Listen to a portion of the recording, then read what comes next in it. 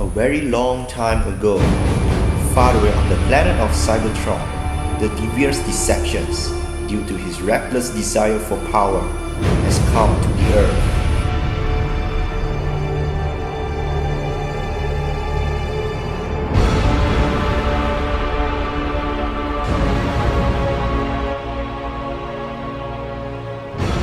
A special team in NTU, namely 31, is therefore being established under the rescue mission to build a robust and powerful Gigatron. The team is subdivided into 4 departments, mainly in charge of the Arduino hardware, the routing algorithm, the Android controller, and the Raspberry Pi coordination respectively. The Arduino serves as the core of the Gigatron. It is responsible for interfacing with all the hardware components and executing the commands sent by the algorithm to control the robot. One of the members from the Arduino department is responsible for assembling the Gigatron, and at the same time making sure that the structure is robust enough.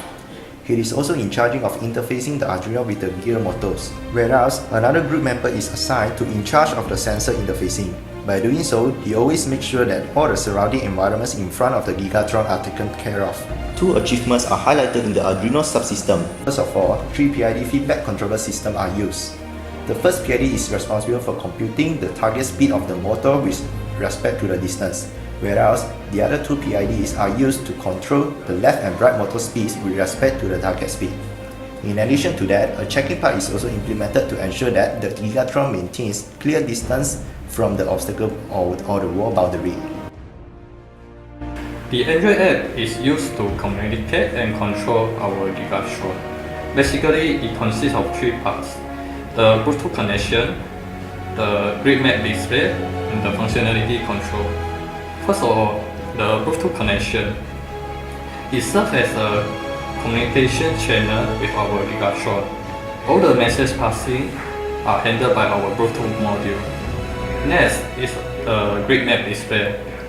It's used to update and display our Gigatron current position and the detected obstacle position. And lastly is our functionality control. It is used to pull out our Gigatron, indicate the destination, and ask our Gigatron to return to the base.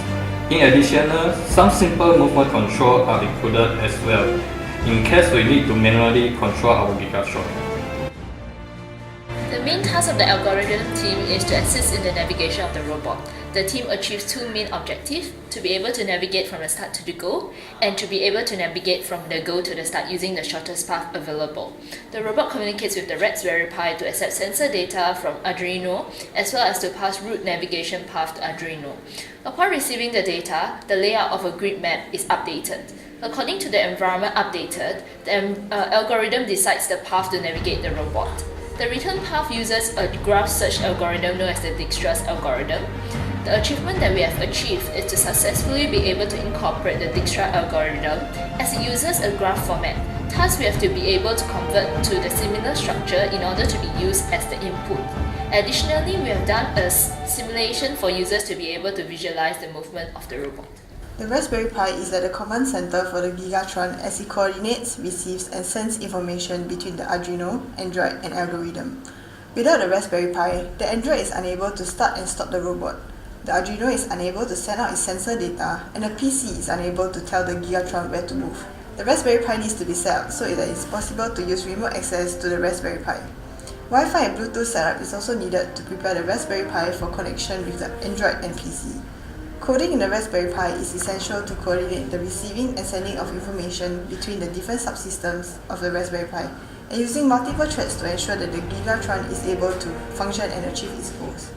One of the problems faced during the integration of the RPi is the failure of sending and receiving the correct message from the Arduino. However, after multiple tries to change the code, the problem was solved. A lot of research was needed to look for the sample codes for the RPi, and it was more difficult to find a code that fits our Gigatron because we wanted to code our RPi only in C language. Even after trying multiple codes that we found, we had to edit the one that we chose so that the final code we decided to use would fit the Gigatron's purpose.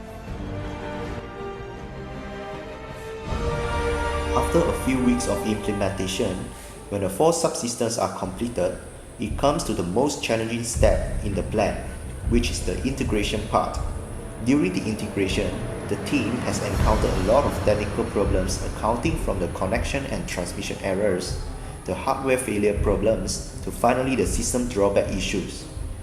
The team has spent a lot of time together discussing about the problems and the solutions. They are not only to just solving the problems, instead to find the best solution for each of the problems encountered.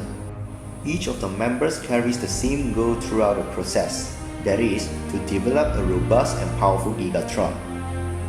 With a huge support and devotion from each of the members in the team, after many failures and many tries, at the end of the mission, the team has managed to build the final and battle-ready Gigatron robot.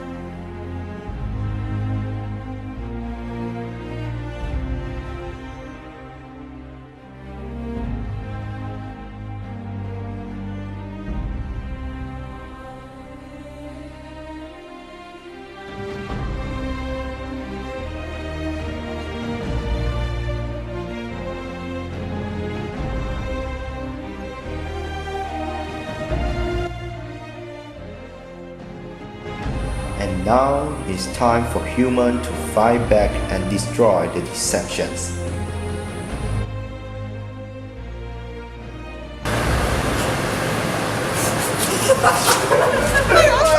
Why you always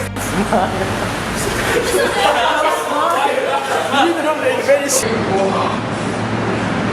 It's so cool. Always around that.